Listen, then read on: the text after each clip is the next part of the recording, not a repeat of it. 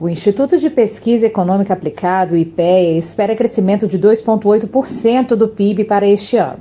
Segundo a previsão divulgada em setembro, a economia brasileira está se recuperando e superando as expectativas.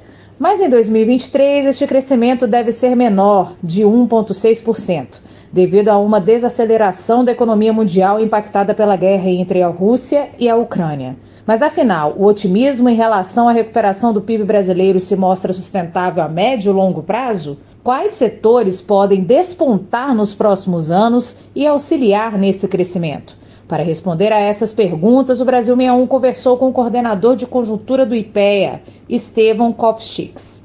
O IPEA divulgou no final de setembro uma nova previsão de crescimento do PIB para este ano. O que motivou essa nova perspectiva de crescimento? O principal fator para o crescimento do PIB este ano vem do setor de serviços, porque a agropecuária deve apresentar uma pequena queda ligada a problemas em algumas safras, a indústria um pequeno crescimento e os serviços é que foram o setor que demoraram mais a se recuperar da pandemia, porque são os que dependem mais da mobilidade. Então, eles tinham mais espaço para crescer.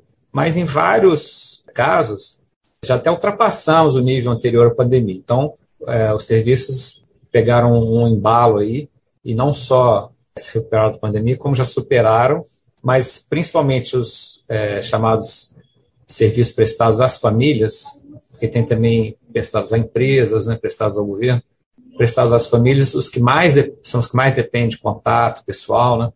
Então, esse ano foi principalmente isso aí, como a gente chama, pelo lado da oferta, quando a gente divide a economia entre agropecuária, indústria e serviços. Pelo lado da demanda, o principal foi o consumo das famílias. Esse consumo, justamente, num primeiro momento, lá ainda em 2020, 2021, com a dificuldade de consumir serviços por causa da pandemia. Ele migrou para bens, então construção civil, bens de consumo durável, cresceram antes, e depois começou essa normalização, porque hoje a maior parte do PIB é de serviços, né? Então o consumo das famílias voltou a crescer, dessa vez consumindo serviços, né? Então é basicamente isso, quer dizer, os dados, a gente aqui no IPEA já vinha com uma previsão para 2022 acima da média aí do mercado, mas mesmo em relação às nossas previsões afinal, nós mostraram otimistas, que era uma previsão de maior crescimento, ainda fomos surpreendidos com um crescimento ainda maior. Então, parte do crescimento de 2022 é também pelo que já observamos, né? Essa perspectiva de crescimento do PIB se mostra sustentável a médio e longo prazo? Para 2022, então, nossa previsão hoje é de 2,8% de crescimento do PIB, sendo que hoje a maioria dos analistas, departamentos econômicos de instituições financeiras, estão em torno desse número também, 2,7, 2,8, alguns em 3, né? Mas nessa vizinhança aí. Para 2023, deve haver um crescimento menor do que em 2022. O mercado aí tem apostado um crescimento bem menor, 0,5%. Nossa previsão é de 1,6%. Primeiro porque a desaceleração. A desaceleração virá principalmente por dois motivos. A economia mundial está se desacelerando, pode haver até uma recessão, mas independente de haver ou não uma recessão, que é um número negativo no crescimento do PIB, que a economia mundial vai crescer bem menos do que esse previsto já é um fato. Primeiro porque continuam problemas na Europa trazidos pela guerra, de dificuldade de fornecimento de energia, né, por causa principalmente do corte de gás pela Rússia. Segundo porque a inflação está muito alta nos Estados Unidos, na Europa, no Reino Unido, estão da ordem assim, de 8%, 9%, 10%, que são números muito altos para esse país, não se via isso há muitas décadas, né? Então, de um lado, o Brasil vai ter um ambiente mundial bem menos favorável nesse fim de 2022 e durante o ano que vem. O setor agropecuário vem enfrentando um recuo neste ano.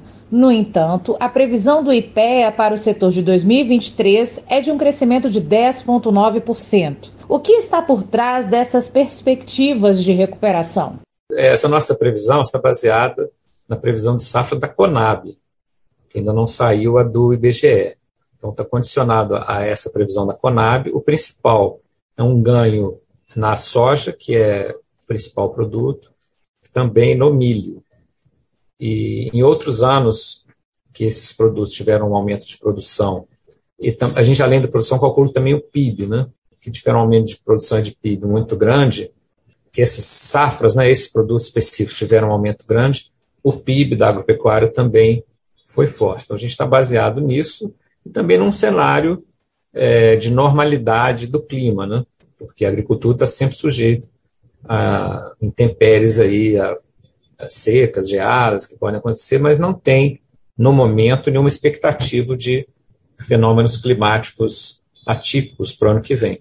Os setores que hoje estão puxando o aumento do PIB tendem a continuar sendo os principais setores no crescimento do indicador ou outros segmentos podem despontar nos próximos anos?